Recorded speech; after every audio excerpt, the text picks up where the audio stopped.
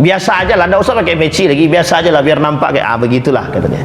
Jadi kalau orang dipakai peci itu disebut sok alim, sok suci. Pakai jubah begitu Pak bahasanya. Itu tahun 2010. Karena di Jogja itu ada namanya kelompok liberal. Ada kumpulan-kumpulan kelompok. Jadi di Jogja itu banyak Bapak Ibu. Ada kumpulan kelompok liberal, ada kumpulan kelompok kaum-kaum Syiah. Itu ada. Rausan Fikr itu Syiah. Kemudian teman-teman liberal. Ada lagi orang-orang yang kemudian satu kelompok lagi Mizan namanya. Ini bukan percetakan ya. Pokoknya banyak lah Bapak Ibu. Ada namanya pesantren waria. Jadi kalau pengen masuk sana pergilah. Di Mall Jogja itu pintu pertama itu untuk sampai laki-laki di mahasiswa-mahasiswa itu yang kemayu-kemayu itu Pak. Itu kita tangkap, itu kita suruh di fitness itu.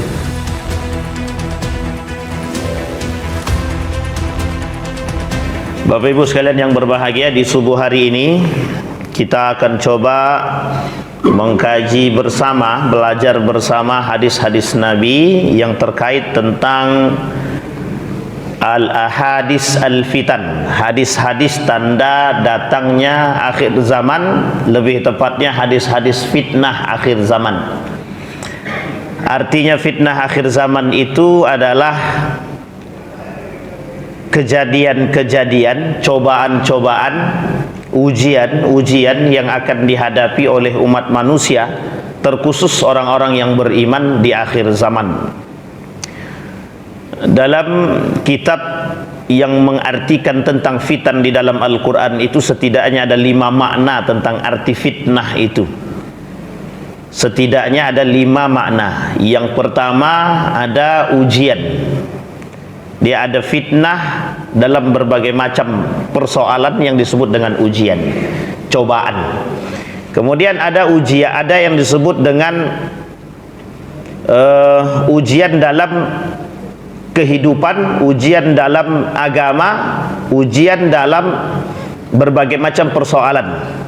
Tapi kemudian para ulama juga mengatakan yang disebut dengan fitnah itu ya memang tipu daya. Ada juga yang mengatakan bahwa itu artinya tipu daya. Apa yang dimaksud dengan tipu daya? Jadi sesuatu yang terjadi di dunia ini yang kemudian menimbulkan perkara atau perselisihan, juga disebut dengan fitnah.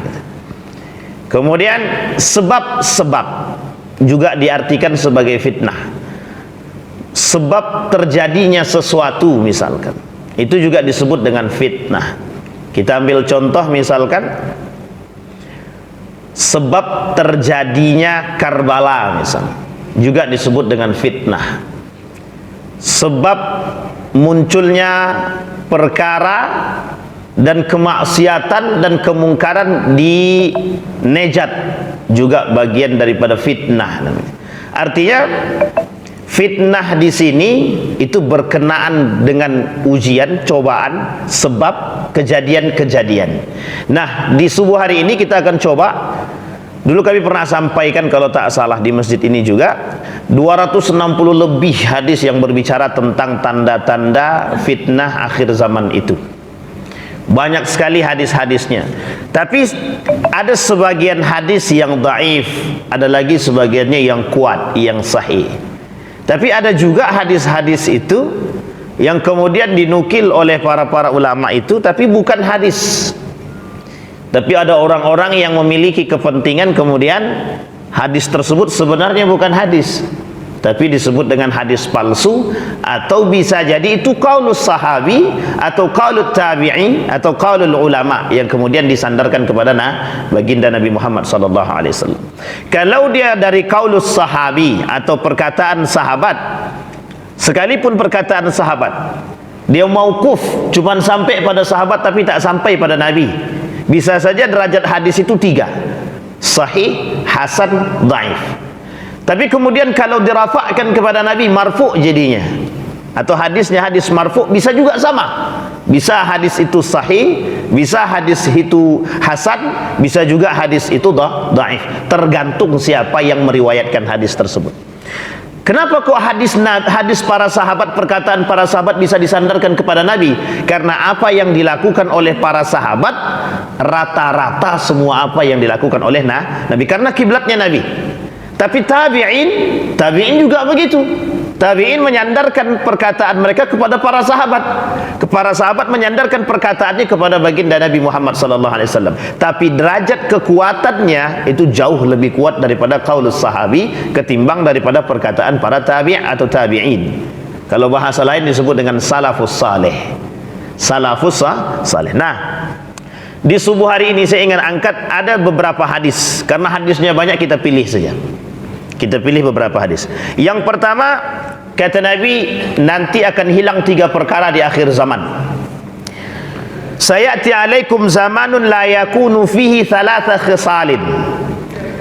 Nanti akan datang satu masa, di masa itu tidak ada 3 perkara. Sebenarnya bahasanya bukan tidak ada, tapi lebih tepatnya mengatakan akan sulit Anda temukan 3 perkara. Yang pertama, dirhamun halal. Dirhamun halal artinya harta yang halal. Dirham di sini bahasa kiasan.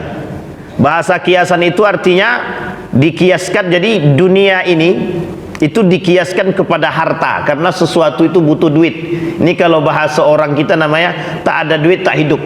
Nah, ini bahasa yang merusak akidah. Jadi kalau ada yang ngomong kayak gini, ini sedang merusak akidah dia. Tak ada duit tak akan hidup. Kalau tak ada duit kita tidak bisa berbuat apa-apa. Itu tandanya sedang merusak akidah. Kenapa? Karena dia sudah menafikan keberadaan Allah. Dia tidak percaya kalau Allah itu ada. Misal ada ketua masjid bilang begini, gimana kita mau buat kegiatan masjid, orang kita tidak ada duit? Berarti kegiatan itu bisa ada kalau ada duit. Sekarang pertanyaannya, kalau tak ada duit tak ada kegiatan. Betul apa salah? Hati-hati. Kalau kita meyakini bahwa tidak ada duit, tidak ada gerakan, berarti rusak akidah kita sekarang. Bisa jadi kegiatan itu berjalan baru datang duit, itu bisa jadi. Jangan percaya bahwa duit itu yang menjalankan sesuatu. Nah, kehidupan saat ini begitu. Kepercayaan manusia, ketika manusia mengangkat akal terlalu tinggi, itu dia. Jadi gini Bapak Ibu, kalau kita kembali kepada sejarah, dulu ada perdebatan 2 para ulama besar, Imam Al-Ghazali dan Imam Ibn Rusdi. Pernah dengar nama Ibn Rusdi, Pak? Bu, pernah dengar, Bu? Jangan dengarnya Sule aja, Bu. Sule Andre, itu Sri Sultan namanya. Apa maksudnya apa perdebatan para ulama tadi? Dulu ada namanya Imam Al-Ghazali. Imam Al-Ghazali ini yang punya kitab Ihya Ulumuddin. Tahu ya Bapak Ibu ya? Sebenarnya banyak buku beliau. Ada Munqiz Minad Dalal, ada Asrarus Salat atau Asrarus Zakat dan lain sebagainya. Beliau pernah menuliskan satu buku, judulnya At-Tahafut Al-Falasifah. Apa maksudnya? Beliau dulu pernah membantah tulisannya atau ilmu filsafat yang dikemukakan ketika itu bapak daripada ilmu filsafat ketika itu Ibn Rusdi. Apa kata dia? Kelak, kata Imam Al-Ghazali, orang-orang yang mempelajari filsafat ini, ilmu ini, itu orang-orang yang cenderung akan meninggikan akal. Kalau bahasa lainnya, kelompok itu muncul saat ini disebut dengan rasionalisme. Kelompok apa Bapak Ibu? Kapan-kapan kita jelasin Bapak Ibu. Itu panjang Bapak Ibu. Ada rasionalisme, liberalisme, pluralisme, sekularisme, feminisme, termasuk feminisme yang ibu-ibu pernah mengatakan kami perempuan harus bekerja. Itu kelompok feminisme tuh Pak. Itu kelompok perusak. Yang tak terima tidak apa-apa. Emansipasi wanita itu sama.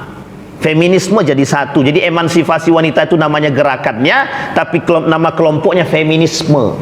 Itu satu gerakan itu merusak itu gerakan-gerakan liberalisme, orang-orang liberal yang kemudian membangunkan gerakan tersebut. Nah, rasionalisme itu artinya begini, orang-orang yang mengangkat tinggi akal. Tetapi kata Ibn Rusdi, kalau kita tidak menggunakan akal, kita nggak akan bisa beriman. Sehingga Ibn Rusdi juga membantah tulisan Imam Al-Ghazali dengan bukunya At-Tahafut. At-Tahafut. Ini dalam bacaan orang-orang filsafat itu mesti membaca itu. Apa maksudnya akal yang ditinggikan, akal yang diangkat, kata Imam Al-Ghazali. Dan itu terbukti, Pak. Orang-orang yang mengangkat akalnya, orang-orang yang mengangkat akal lebih tinggi daripada hati, itu mesti mengatakan bahwa duit itu adalah raja dari segalanya, Pak. Kalau tak ada duit tak bisa. Kita ambil contoh, bisa enggak masjid itu hidup kalau tak ada duit? Apa kata mereka dengan akal mereka? Kalau tak ada duit, tidak mungkin ada bangunan ini. Itu bahasanya. Jadi kalau kami tak punya duit, kalau kami tak mampu menghasilkan duit, bagaimana kami mampu membuat kegiatan di masjid? Coba bayangkan. Disitulah kita dirusak akidah kita perlahan-perlahan. Artinya apa? Kita percaya bahwa duitlah yang menggerakkan sesuatu. Nah, sekarang kondisi kita begitu. Kondisi kita begitu sekarang. Semua orang mencari duit. Semua orang mencari duit. Semua orang melatarkan pada duit. Makanya bahasa Nabi dalam hadis itu dirhamun. Nah, untuk mendapatkan sesuatu, mendapatkan duit itu perlu cara. Sehingga cara inilah yang kemudian dua. Ada cara yang halal, ada cara yang haram. Nah, sekarang Bapak Ibu boleh cek sendiri. Tidak perlu saya berkoar-koar. Cara yang dihasilkan sekarang ini lebih banyak yang halal apa yang haram? Pandai-pandailah menengok. Dia ada dua, ada halal, ada haram. Yang paling unik lagi bukan masalah halal haramnya lagi yang caranya, tapi cara yang subhat itu. Aku kan tak makan duit suap. Betul, kau tak makan duit suap. Yang suap bukan dirimu, yang suap orang lain. Tapi duit suap itu kau belikan kepada mobil. Makan tidak, tapi beli ke mobil, sama saja. Ente memang tidak korupsi. Yang korupsi orang lain, tapi ente nikmatin korupsi. Dalam bahasa lain, money laundry, cuci duit. Kita dampak perbuatan cuci duit. Duitnya subhat. Perbuatan yang dilakukan oleh para koruptor itu yang haram. Cuman karena bagi dua, nah jadi tanggunglah dosanya sama-sama. Nah, itu maksudnya dia itu. Sampai sini paham Bapak Ibu? Jadi cara, maka bahasanya dirhamun halal itu Bapak Ibu, kalau dikaji dalam ilmu ekonomi Islam tentang halal haram, itu panjang sekali permasalahan halal haram itu. Sehingga muncullah ilmu-ilmu tentang untuk mencari jalan yang lebih baik gitu. Ada namanya kontraktor syariah, kan begitu. Biar kontraktor ini tidak haram seutuhnya, dibuat namanya kontraktor syariah. Oh, itu tidak seberapa, Pak. Laundry syariah.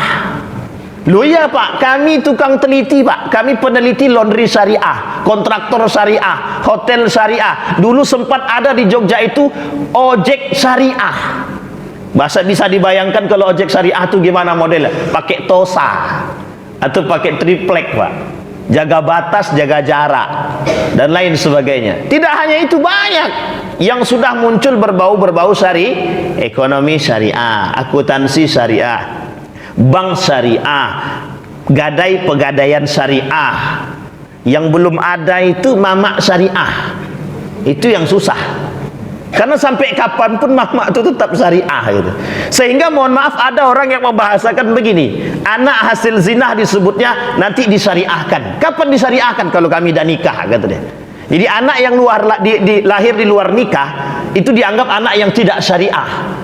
Saya bilang, wah ini berbahaya. Pemahaman seperti ini sudah berbahaya gitu. Sehingga ketika ingin mensyariahkan, nikah dulu bapak ibunya, kemudian baru bisa dikatakan anak syariah. Tapi itu sudah keluar jalur. Mau nikah tetap juga anak itu sebenarnya anaknya tidak salah, yang salah perbuatan bapak ibunya. Dirhamun halal. Artinya cara.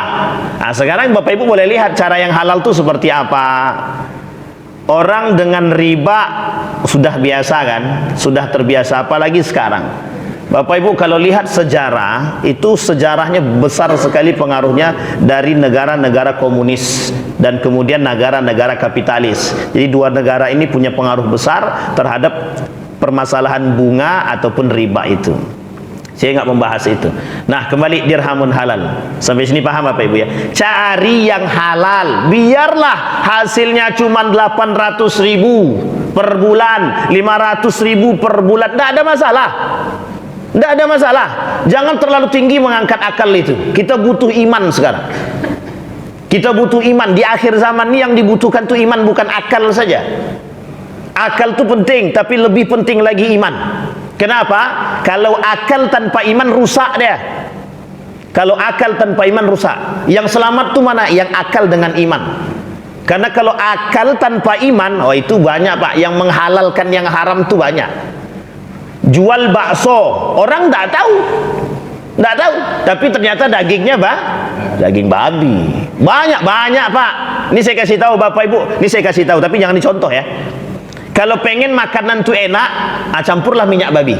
Insya Allah enak. Itu kalimatnya insya Allah enak. Dan itu terbukti Pak.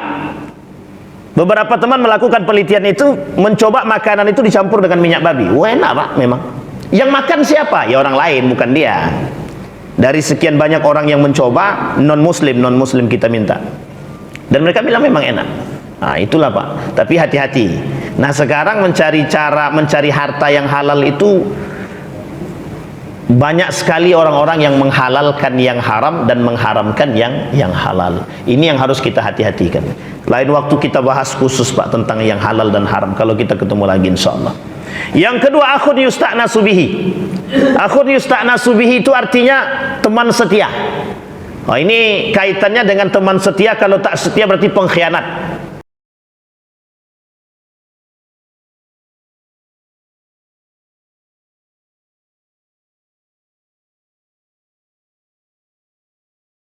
Di akhir zaman tuh yang paling banyak memang pengkhianat Bapak Ibu. Pengkhianat tuh paling banyak. Saya ambil contoh sederhana. Ini kita mengulang sedikit. Sekian banyak kerajaan Islam itu rata-rata runtuhnya kerajaan Islam itu rata-rata dan mayoritas itu pengkhianatan semua. Pengkhianatan.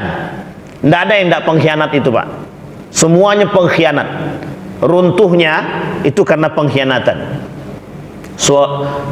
Soekarno karena pengkhianatan. Soeharto karena pengkhianatan, kan begitu.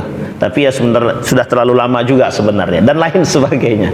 Kerajaan Islam, Samudra Pasai, Indonesia kita ambil contoh. Tapi kalau yang luar banyak Pak, Andalusia, Cordova, Mongol, semua pengkhianatan. Kerajaan-kerajaan Islam itu hancur karena pengkhianatan. Siapa yang berkhianat? Orang di dalam itu Pak.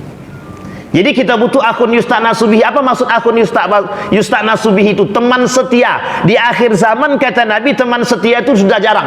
Orang-orang rata-rata memiliki dzal wajhain. Mereka punya muka dua. Di mana ada keuntungan di situ ada dia. Kalau tak ada keuntungan dia tidak mau. Nah ini kita ambil contoh yang paling sederhana. Contoh dalam urusan politik. Perhatikan baik-baik. Di mana lawan, di mana kawan. Susah mencari lawan, susah mencari kawan. Yang kita anggap kawan ternyata lawan, yang kita anggap lawan justru jadi itu Pak. Karena apa? Karena menghalalkan yang haram, mengharamkan yang halal, menyalahkan yang betul, membetulkan yang salah. Itu mesti begitu Pak. Maka bahasa yang muncul udah dimaklumi aja, namanya aja politik. Nggak bisa dimaklumi Pak. Bahasa ini yang kita tidak terima. Kenapa saya katakan tidak terima? Tidak bisa sesuatu yang salah itu dimaklumi, tak bisa. Jangan memaklumi sesuatu yang salah. Membenarkan yang salah, maklumi saja dalam dunia politik. Tidak bisa. Dunia politik harus sesuai dengan jalan syariat. Sekalipun politik. Tapi kan di dalam politik banyak tipu daya, susah. Betul. Setidaknya kita berusaha. Itu yang paling penting. Sampai sini paham Pak Ibu ya. Nah, kalau kita mengkaitkan tentang pengkhianatan, ya Rab, banyak. Kata Allah, jangan kalian berkhianat kepadaku dan Rasul. Rata-rata pengkhianat itu memang mengkhianati Allah dan Rasulnya. Kenapa? Ingkar janji, pengkhianat. Orang-orang yang tidak menepati, orang-orang yang tidak menjalankan amanah, pengkhianat. Orang-orang yang tak sejalan dengan agama, pengkhianat. Orang-orang yang mengingkari agama, pengkhianat. Orang-orang yang berkata tapi tak menjalankan, pengkhianat. Kaum munafik, pengkhianat. Orang fasik dikategorikan juga. Nah, ini yang berat Pak. Duduk bareng begini, itu kita tidak tahu mana pengkhianat itu. Sehingga mohon maaf, Snok Horgen itu bisa masuk ke dalam Samudra Pasai, kerajaan Samudra Pasai, itu bukan karena ucuk-ucuk masuk, enggak. Dia belajar Islam dulu, dia bersahadat dulu.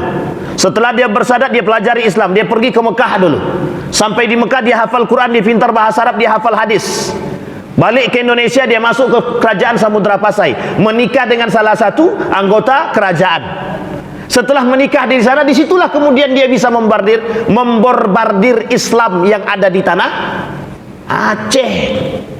Hanya satu-satunya manusia. Setelah tahu kehancuran kerajaan Samudra Pasai, keluar dia, balik dia ke Jawa Barat, sampailah mati tidak tahu, entahkah mati di situ ataupun di Belanda, kita nggak tahu. Sampai sini paham Pak ya? Pengkhianatan Pak. Ali mati karena pengkhianatan, meninggalnya Ali itu karena pengkhianatan. Utsman meninggal karena pengkhianatan. Coba bayangkan pengkhianatan semua yang mereka lakukan. Tidak ada yang tidak pengkhianatan. Utsman ibn Affan pengkhianatan, Ali pengkhianatan, Hasan pengkhianat, Husain pengkhianat, Muawiyah begitu juga, Abbasiyah begitu juga. Sehingga muncul dalam sejarah itu perang saudara pertama kali. Perang saudara pertama sekali dalam sejarah Islam itu terjadi pada masa Muawiyah bin Abi Sufyan. Tentang perang Jamal, perang Siffin, kelak kemudian muncul perang saudara yang lain disebut dengan perang Karbala, sampailah seterusnya Bapak Ibu. Ini sejarah. Karena apa? Karena tak ada lagi yang disebut dengan saudara yang setia. Akhun yusta'nasu bisi itu tak ada. Makanya Bapak Ibu kita butuh. Tapi kebalikan daripada itu, Allah menjanjikan lebih. Setiap para sahabat, orang-orang di antara kita yang beriman Bapak Ibu, itu punya satu kelebihan. Kita bisa memberikan syafaat kepada kawan kita Pak. Nah ini yang harus kita ingat Bapak Ibu.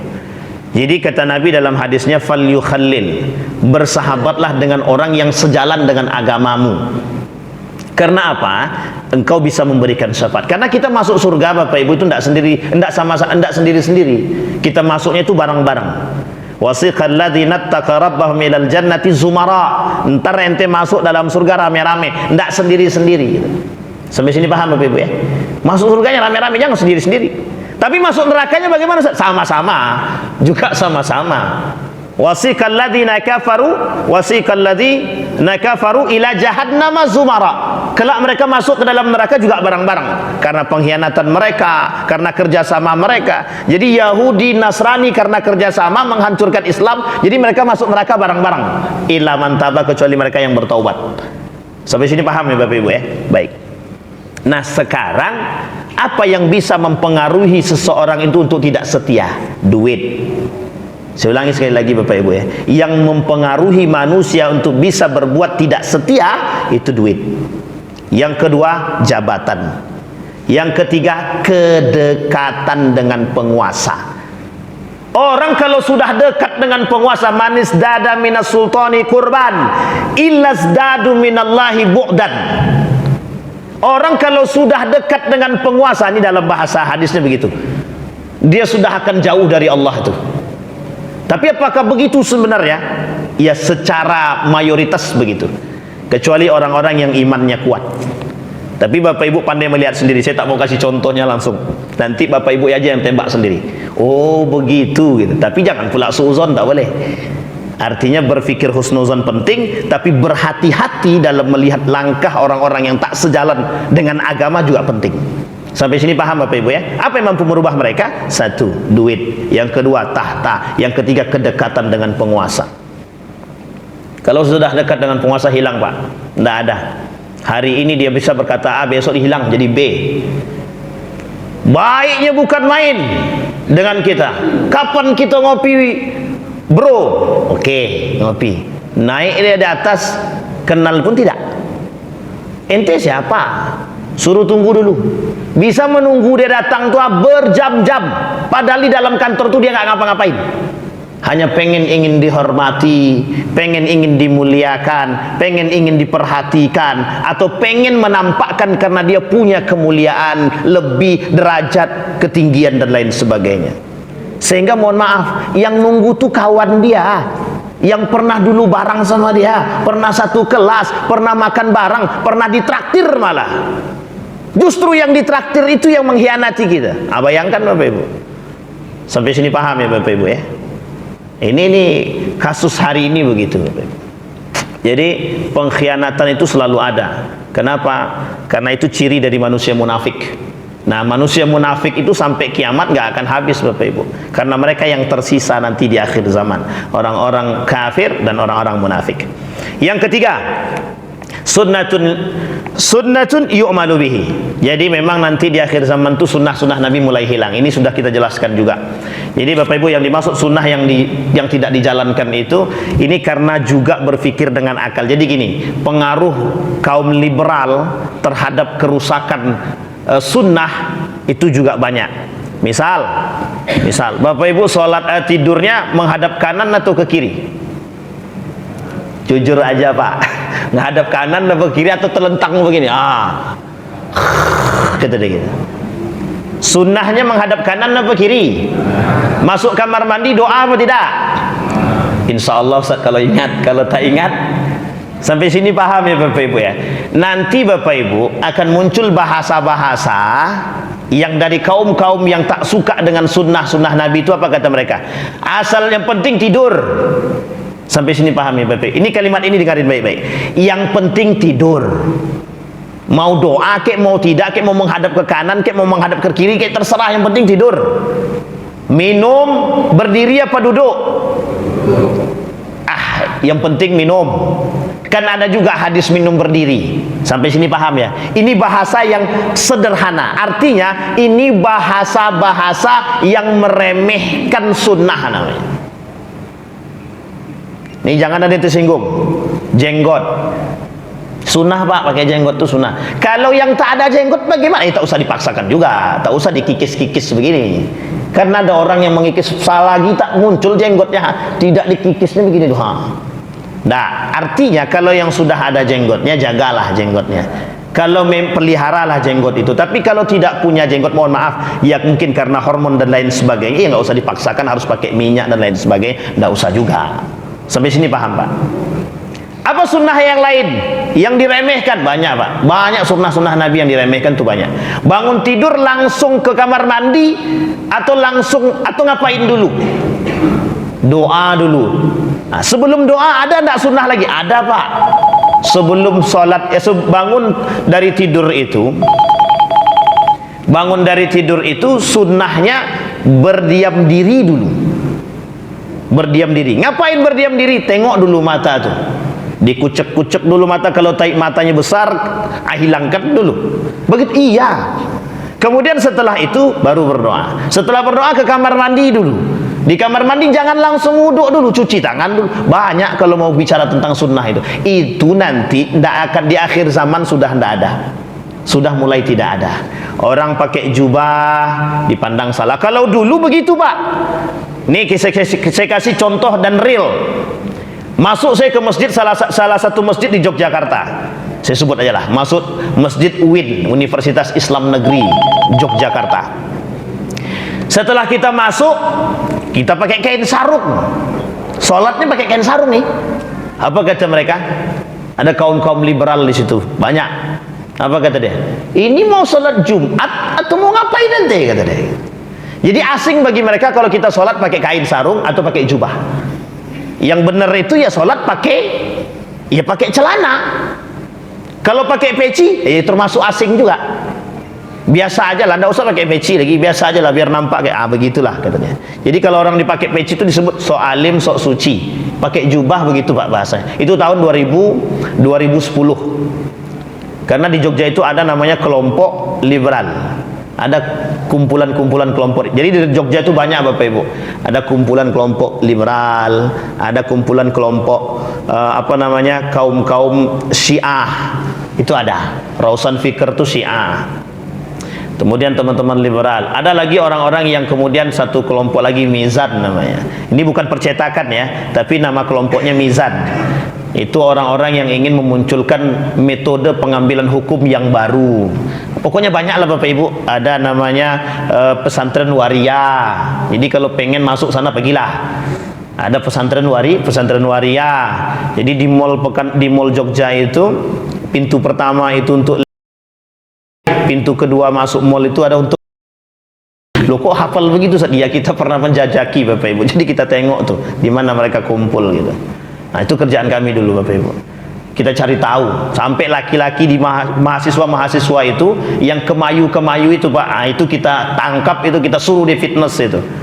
Biar jangan kemayu laki-laki kok kayak cewek gitu. Itu tanda akhir zaman juga tuh Bapak Ibu. Jadi banyaknya orang-orang yang menyerupai laki-laki menyerupai perempuan, perempuan menyerupai laki-laki. Kembali ke masalah tadi.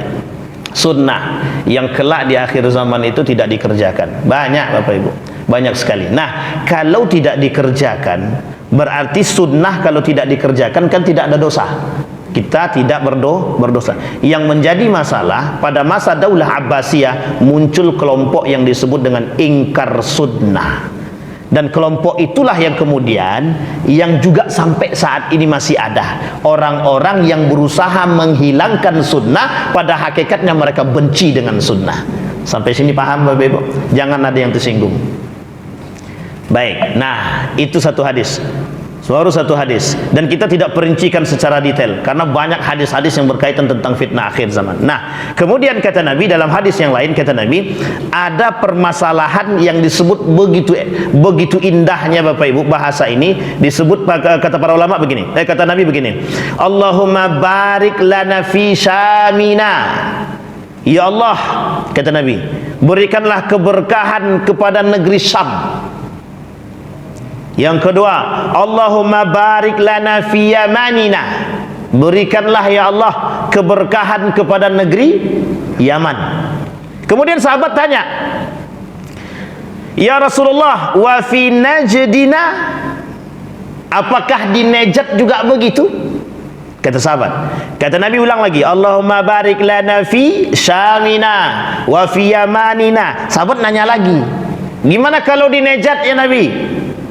Nabi kemudian tidak mengatakan, Nabi tidak melanjutkan, tapi Nabi mengatakan dengan hadis yang lain, kata Nabi, hunaka al-zalazil wal fitan wa biha yatlu' qarnus syaitan. Jadi kata Nabi, nanti kelak di Najd itu akan muncul para pemuja setan. Nah, ini berat mentafsirkannya Bapak Ibu, karena ini banyak multi tafsir. Kalau dari kalangan teman-teman salafi berpahamkan begini, yang dimaksud dengan munculnya nanti kornus syayatin itu atau kornus syaiton itu, sebagian golongan mengatakan itu munculnya orang-orang yang berasal dari daerah Najd itu tadi, orang-orang yang memuja setan. Maksud memuja setan ini tidak bahasa betulan, tapi bahasa kiasan. Artinya seperti kejadian-kejadian yang terjadi oleh ahlul Kufah. Tahu ya Kufah Bapak Ibu ya? Kufah itu Irak. Apa kejadian yang muncul di sana? Satu, Syiah. Tahu sampai sini Bapak Ibu ya? Syiah. Jadi muncul sejarah Syiah itu dari situ Bapak Ibu. Nah, orang Syiah ini banyak kelakuannya. Kelakuan Syiah itu apa? Salah satunya Imam 12, membenci para sahabat. Inilah yang disebut oleh mereka muncul golongan-golongan pemuda-pemuda, orang-orang masyarakat yang kemudian mohon maaf mengagungkan tradisi-tradisi yang tidak baik. Tradisi Karbala, tradisi pukul badan, Imam 12. Kalau tidak ada Imam 12, mereka nggak akan percaya selain daripada Imam 12. Tak ada yang mereka percayai selain daripada nabi yang maksum. Mereka punya 12 lagi, 12 imam yang maksum. Sampai sini paham Bapak Ibu? Sampai azan mereka pun sudah ada namanya asyhadu anna aliyah. Sampai sini paham ya Bapak Ibu ya? Jadi azan mereka itu ditambah dengan Ali, saking mereka memuja Ali. Artinya apa kata mereka? Akan ada kelompok-kelompok tertentu yang akan memuja manusia lebih daripada sang pencipta. Nah, kalau bahasa mereka begitu. Tapi ada bahasa lain Bapak Ibu. Ini banyak multi tafsir. Saya sampaikan dulu tafsir-tafsir yang lain. Dalam tafsiran yang lain mengatakan akan muncul di Najd itu orang-orang yang merusak, yang disebut dengan Muhammad bin Abdul Wahab, atau bahasa lainnya Wahabi. Tapi ini bahasa multitafsir, jangan salah paham. Tadi sudah dari kalangan teman-teman salafi. Kemudian kalangan orang-orang yang ingin merusak juga sama. Pemahaman mereka demikian. Muncul nanti di Najd itu namanya Muhammad ibn Abdul Wahab, salah satu contoh. Kenapa? Siapa dia? Yang memunculkan satu kelompok yang disebut dengan Wahabi, gitu deh. Sampai di sini paham Bapak Ibu. Tapi kemudian ada pemahaman lain dari Ahlus Sunnah wal Jamaah. Apa pemahaman lain daripada Ahlus Sunnah wal Jamaah? Kata Ahlus Sunnah wal Jamaah, kelak akan muncul dari negara di situ. Artinya Najd itu Bapak Ibu sebagai, kalau dalam tafsir, dalam pemahaman Ibnu Hajar Al-Asqalani itu disebut dengan Irak, kota Irak yang sekarang. Di situ akan muncul kelompok-kelompok yang, mohon maaf, disebutkan oleh beliau itu, yang mereka tidak lagi memuja Allah, tapi yang mereka puja adalah dunia. Di sini yang disebut dengan tanduk setan tadi adalah orang-orang yang terlalu meninggikan akal, kemudian mencari dunia untuk kepentingan mereka sendiri, sehingga tidak ada lagi namanya agama. Mereka lagi tidak percaya dengan Rasul, mereka tidak lagi mau kembali kepada Al-Quran. Tapi yang halal mereka haramkan, yang haram mereka halalkan. Tradisi-tradisi yang dulu nenek moyang mereka lakukan kembali.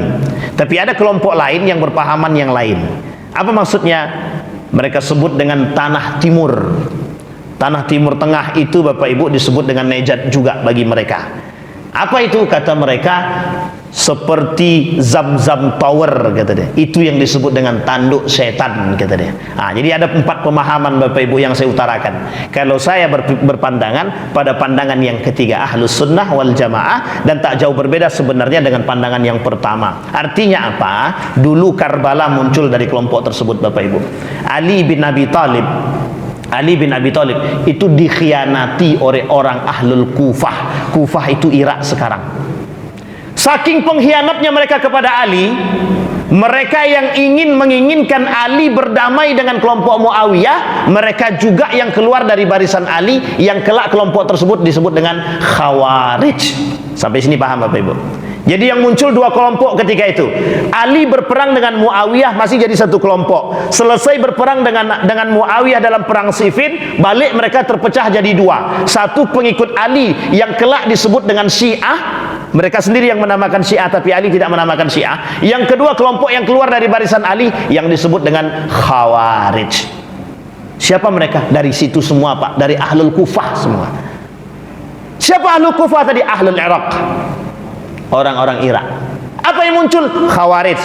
Kurang ajar apa Khawarij itu? Hancur Pak. Khawarij itulah yang melakukan kehancuran sampai saat ini Bapak Ibu. Saat ini disebut dengan Neo Khawarij. Orang-orang yang menganggap dirinya paling benar, orang-orang yang menganggap orang lain kafir, orang yang menganggap bahwa diri dia tak sejalan dengan agama Islam yang lain, itu Khawarij namanya itu. Secara sifat, secara karakter, karena mereka karakter orang Khawarij itu, kalau tak sejalan dengan mereka harus bunuh. Sama Khawarij begitu.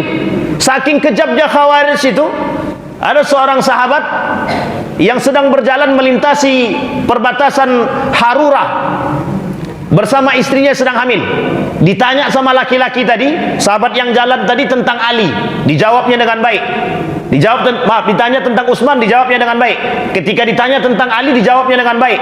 Ketika dia tanya tentang tahkim yang dilakukan Ali kepada Muawiyah dalam perang Siffin itu, kemudian dijawab sama dia, Ali lebih tahu daripada Anda. Siapa mereka karakternya? Solatnya lebih rajin daripada bapak semua. Baca Qurannya lebih fasih daripada bapak semua. Hafal Quran dia, lebih hafal dia daripada kita lagi Bapak Ibu. Tapi mereka itu orang-orang pinggiran Ahlu Kufah tadi Pak, yang berada di pinggir-pinggir Kufah, yang tadi keluar dari barisan Ali. Mereka keliling sekelilingnya Kufah tadi, mereka cari Bapak Ibu orang-orang awam yang ada di sekeliling-sekeliling tadi untuk bisa ikut mereka. Setelah banyak pengikutnya 12 ribuan lebih, mereka kemudian membuat satu kelompok disebut dengan Khawarij tadi. Mereka kemudian menyerang. Siapa yang diserang? Aisyah, Ali bin Abi Thalib, Muawiyah, dan sahabat-sahabat Nabi yang lain. Kenapa? Karena tak sejalan dengan mereka. Kenapa? Karena mereka bertahkim selain daripada Quran. Maka kelompok Ali, Muawiyah, Aisyah, Zubair bin Awam, Abdullah bin Zubair, Abdullah bin Umar, dan lain sebagainya, semuanya bagi mereka kafir. Jadi kalau ada kelompok-kelompok takfiri hari ini Bapak Ibu, itu perlu dicurigakan. Sampai sini paham Bapak Ibu? Tidak ada Bapak Ibu man kafara fahuwa kafir. Agama mengatakan yang mengkafirkan orang dia kafir. Itu sudah mutlak, tidak bisa diganggu gugat. Sampai sini paham Bapak Ibu? Baik. Nah, apa pemahaman hadis yang tadi? Di Irak itu muncul Bapak Ibu. Satu tadi sudah kita sampaikan. Karbala, pengkhianatan yang dilakukan ahlu Kufah kepada Al-Husain. Ahlu Kufah mengirim surat kepada Husain dalam tragedi Karbala. Sekian banyak para kabilah mengirim surat, lebih dari 500 surat, meminta Al-Husain untuk datang ke Kufah untuk memberontak kepada Yazid bin Muawiyah. Disetujui Pak, disetujui oleh Al-Husain. Datang di perbatasan, dihabisi Al-Husain di Karbala. Siapa yang pengkhianatnya? Ahlu Kufah. Setelah pengkhianatan mereka terhadap Husain, mereka juga yang kemudian memunculkan tradisi yang disebut dengan pukul badan tragedi Karbala. Sampai di sini paham Bapak Ibu? Apa maksudnya? Mereka lakukan tipu daya. Apa tipu dayanya? Pengkhianatan. Apa pengkhianatannya? Mereka yang merusak, mereka yang berkhianat kepada Al-Husain, mereka juga yang bersedih di tanah Karbala. Ya Allah, maafkanlah Al-Husain. Ya Allah, berkahilah Al-Husain. Ya Allah, laknatlah orang-orang yang membunuh Al-Husain. Pembunuh Al-Husain siapa? Ahlu Kufah juga. Itu kurang ajarnya Pak. Pengkhianatan terhadap Al-Hasan, abangnya Al-Husain, sama Pak, yang meracuni Al-Hasan ahlu Kufah. Kenapa? Karena Al-Hasan ditakutkan akan menjadi khalifah setelah Muawiyah, dan dibuatlah propaganda Pak. Nah ini sejarah Bapak Ibu. Kalau kayak gini ini sejarah. Di sini kita sudah lihat Bapak Ibu. Nah sekarang apa yang terjadi? Antara Iran dan Irak sama-sama punya satu kelompok yang disebut dengan Syiah. Dan Syiah itu kelompok takiyah. Saya bilang kelompok apa mereka? Syiah itu pengkhianat Bapak Ibu. Kelompok bermuka dua. Kalau Bapak Ibu tanya kepada mereka, mereka akan sampaikan kebenaran. Mereka akan sampaikan kebenaran, tapi mereka di belakang kita melakukan hal yang tidak sesuai dengan syariat Islam. Sampai sini paham Bapak Ibu? Nah ketika kita tanya, kok dia bertanya dengan baik, menyebutkan dengan baik Pak Ustaz? Iya, namanya taqiyah namanya. Apa namanya Bapak Ibu? Jadi Syiah itu berat Bapak Ibu, lebih daripada munafik lagi. Lebih daripada munafik. Kenapa? Karena mereka juga Islam. Mereka juga Islam, tapi ada juga Syiah yang tidak Islam. Artinya mereka ngakunya kami Syiah, kami bukan Islam, tapi kami Syiah. Itu Syiah tingkat tinggi lah Bapak Ibu. Sampai di sini paham Bapak Ibu? Nah yang disebut dengan tanduk syaitan tadi adalah pemuja setan. Pemuja setan ini adalah bahasa lain kata para ulama itu pemuja dunia. Nah ada juga yang berpahaman bahwa kelompok orang-orang yang kemudian memuja dunia itu disebut juga pemuja setan. Hanya saja diidentikan tempatnya disebut dengan Irak atau Najd tadi. Nabi berdoa. Bapak Ibu sekalian yang berbahagia, tetapi tidak semuanya. Jadi berpahamnya begini, apakah semua orang Irak itu begitu? Tidak. Sama dengan kita juga. Di Indonesia ada yang baik, ada yang buruk. Di Yaman ada yang baik, ada yang buruk. Kemudian di Syam itu Damaskus ada yang baik juga ada yang buruk. Tapi yang disebutkan oleh Nabi dalam hadis tersebut adalah mayoritas perbuatan yang muncul para pemuja setan tadi dari situ. Sampai di sini paham Bapak Ibu? Baik.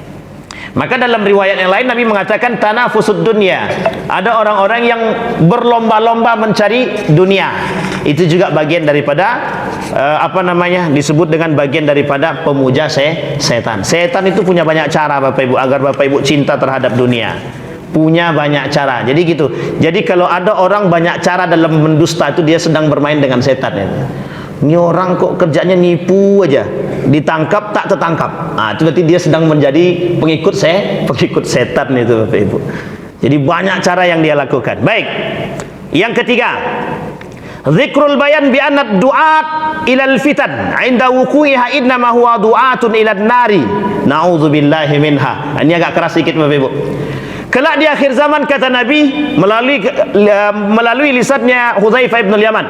Kata Hudzaifah bin Yaman menukil dari perkataan baginda Nabi Muhammad sallallahu alaihi wasallam. Kata Nabi di akhir zaman, saya ambil potongannya saja. Kata Nabi di akhir zaman ada namanya du'atun ila jahannam.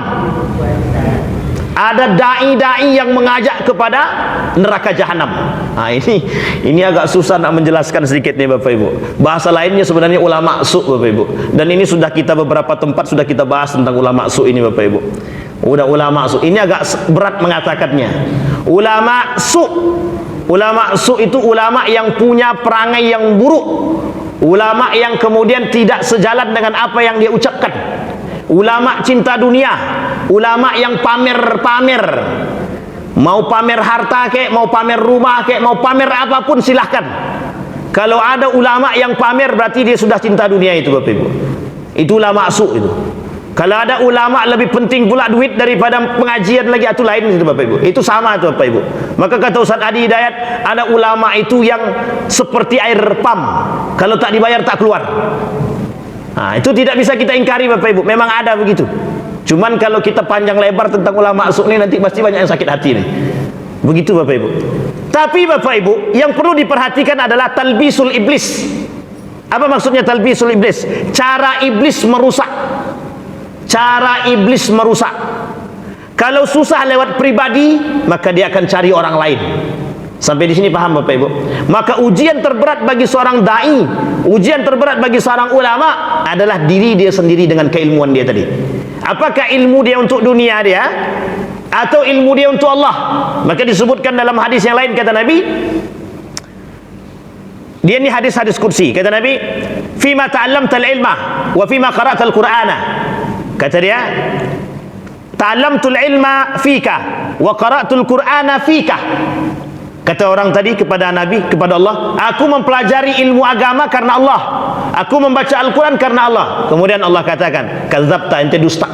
Wa taqulul malaika kadzabta, kata malaikat ente dusta. Ta'allamtal ilma liyuqalu aliman wa qara'tal qur'ana liyuqalu qari'an. Ente belajar ilmu biar dipanggil alim, ente baca Quran biar dipanggil qari. Sehingga orang-orang yang tujuannya belajar ilmu biar dipanggil alim, orang-orang yang membaca Quran biar dipanggil qari, mereka inilah yang disebut dengan orang-orang yang kelak ilmu mereka tujukan untuk dunia. Kata Imam Nawawi dalam kitabnya At-Tibyan fi Adab Hamalatul Quran, menukil dari perkataan Nabi, baginda Nabi Muhammad sallallahu alaihi wasallam, kelak akan ada orang-orang yang mempelajari Al-Quran tujuannya untuk dunia. Sama Pak, sama. Dan ini Bapak Ibu, masalah kita hari ini. Masalah kita hari ini. Ini saya kasih tahu Bapak Ibu, banyak, ini jangan ada yang tersinggung nih Bapak Ibu ya, banyak para doktor itu yang beli jabatan, beli gelar tuh banyak. Dan juga ada anggota dewan itu yang beli gelar tuh ada. Tapi saya tidak tahu anggota dewan mana gitu kan. Sebenarnya bukan tak tahu Bapak Ibu, tak enak menyampaikannya. Tapi ada anggota-anggota dewan yang beli gelar. Ada orang-orang yang beli biar dipanggil doktor, biar dipanggil magister. Coba bayangkan. Tujuannya apa? Mengelabui manusia. Kalau dia sudah doktor kan, wow, doktor gitu. Sampai sini paham Bapak Ibu? Wow, profesor. Allah sudah sampaikan kalimat itu, dan ini berkali-kali. Hari ini kita ulang kembali kalimat itu dalam Al-Quran. Wa minan nasi may yu'jibuka qawluhu fil hayatid dunya. Kelak ada manusia yang bergelar, yang dengan gelarnya itu mereka akan kalian akan terhipnotis dengan apa yang mereka sampaikan. Pertanyaan saya Bapak Ibu, kalau ada profesor di sini berbicara, kemudian di sini ada magister juga yang berbicara, kira-kira Bapak Ibu lebih percaya profesor atau magister? Hari ini magister Pak. Sebagian besar profesor. Betul. Karena nengok gelar profesor tuh orang dah takut. Profesor berat. Tapi kan kita nggak tahu. Sampai sini paham Bapak Ibu ya. Jadi hari ini muskilah kita begitu. Jadi saking sudah masuknya di dalam dunia segala lini kehidupan Bapak Ibu. Makanya kata guru saya, penting adanya world view of Islam, Islamic world view. Artinya tatanan kehidupan, cara pandang kehidupan yang Islami itu penting untuk saat ini, di akhir zaman itu penting. Apa maksudnya? Kembali kepada jalannya Allah itu penting. kembali kepada keimanan yang kuat itu penting. Karena susah Bapak Ibu. Hari ini kita banyak musuh kita Bapak Ibu. Musuhnya Bapak Ibu tuh banyak. Ada pluralisme, sekulerisme, orang-orang yang menjauhkan nilai agama dari kehidupan politik, kemudian tatanan kehidupan pemerintah. Jangan kau bawa-bawa urusan agama dalam ini lagi. Pernah dengar begitu bahasanya? Nah, itulah tuh Pak. Cara-cara mereka ingin menyingkirkan nilai-nilai agama. Ini saya ungkit sebelum kita tutup, sejarah singkat saja. Jadi Bapak Ibu, tujuan kaum-kaum liberal, orang-orang Eropa itu cuman satu tujuannya. Bagaimana caranya menjauhkan nilai agama dari orang-orang Islam itu sendiri. Tidak apa-apa dia berislam silahkan, tapi mereka tidak menjalankan nilai-nilai agama. Ya sholat sekedar sholat, tapi mereka nggak tahu nilai sholat itu apa. Puasa sekedar puasa, tapi mereka nggak tahu nilai puasa itu apa. Zakat ya sekedar zakat, tapi mereka nggak tahu nilai zakat itu apa. Nah, begitulah kita hari ini Bapak Ibu. Makanya mohon maaf, kenapa banyak orang penghafal Quran, tapi sedikit orang yang bertadabbur dengan Al-Quran. Orang Eropa itu ada namanya ilmuwan Eropa. Pernah dengar ya nama-nama ilmuwan tuh Bapak Ibu yang dari barat itu kan banyak Bapak Ibu. Tak perlu disebutkan, Bapak Ibu dah tahu semua. Ada namanya Neil Gossem. Neil Gossem itu orang Australia. Dia cuma mempelajari ayat-ayat alam semesta. Masuk Islam gara-gara ayat alam semesta. Kalau kita tidak, sudah Islam paham pun tidak ayat semesta itu apa. Itu perbedaan kita Bapak Ibu. Makanya Bapak Ibu, kita jangan sekedar belajar Al-Quran, tapi kita harus bertadabbur dengan Al-Quran. Non-Muslim itu, orientalis itu, dia pelajari Al-Quran. Tujuannya apa? Biar bisa menjadi orang-orang yang mengerti. Awalnya tujuannya biar merusak Islam. Tapi Alhamdulillah sebagian di antara mereka ada yang mendapatkan hidayah masuk Islam. Itu yang kita inginkan Pak.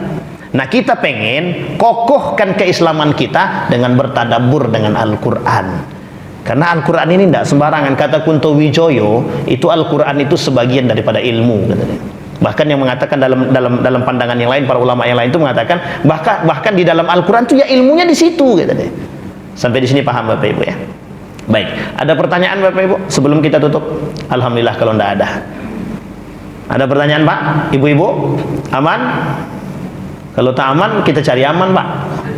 Kalau kurang aman kita cari keamanan nanti insyaallah. Saya kira tidak ada pertanyaan, mudah-mudahan bermanfaat bagi kita. Sebelum kita tutup, mari sama-sama kita berdoa kepada Allah. Semoga apa yang kita sampaikan di subuh hari ini bisa menjadi penerang bagi kita, bisa menjadi panduan bagi kita dalam menjalani kehidupan kita. Setidaknya dari hadis yang pertama kita bacakan tadi, kita jaga diri kita dari perbuatan-perbuatan yang haram, yang bermaksiat kepada Allah. Kita jauhkan diri kita dari perbuatan-perbuatan syubhat, kita jauhkan diri kita dari perbuatan-perbuatan khianat dan lain sebagainya. Kelak kita insyaallah menjadi orang-orang yang ditunggu oleh Allah di hari akhir nanti. Amin ya rabbal alamin. Hidup kita tujuannya cuma satu, bagaimana kita bisa ketemu dengan Allah yauma liqa'a rabbih. A'udzubillahi minasyaitonir rajim. Bismillahirrahmanirrahim. Alhamdulillahirabbil alamin. Qul sadaqallah fattabi'u millata Ibrahim hanifah. Sadaqallah wa man asdaqu minallahi qila. Sadaqallah wa man asdaqu minallahi haditha. Ya hayyun ya qayyum ya fattah ya alim ya aziz ya ghaffar ya rabbal alamin. Allahumma a'idna ala dzikrika wa syukrika wa husna ibadatik. Allahumma a'idna ala dzikrika wa syukrika wa husna ibadatik. Allahumma faqihna fid din wa 'allimna at-ta'wil. Allahumma ansur man nasara ad-din wa khudhul man khadhal muslimin. Allahumma ansur ikhwanana al-mujahidin fi Palestin wa fi Gaza wa fi kulli makan ya arhamar rahimin. Allahumma inna nas'aluka ridhaka wal jannah wa na'udzubika min sakhatika wan nar. Allahumma innaka 'afuwun tuhibbul 'afwa fa'fu anna. Allahumma ij'al tajammu'ana tajammu'an marhumah waj'al tafarruqana min ba'dihi tafarruqan ma'sumah. اللهم اجعل القرآن العظيم ربيع قلوبنا ونور صدورنا وجلاء أحزاننا وذهاب همومنا وغمومنا. اللهم اجعلنا من أهل القرآن واجعل أهلتنا من أهل القرآن الذين نحن خاصتك وأهلك يا أرحم الراحمين. ربنا آتنا في الدنيا حسنة وفي الآخرة حسنة وقنا عذاب النار والحمد لله رب العالمين. السلام عليكم ورحمة الله وبركاته.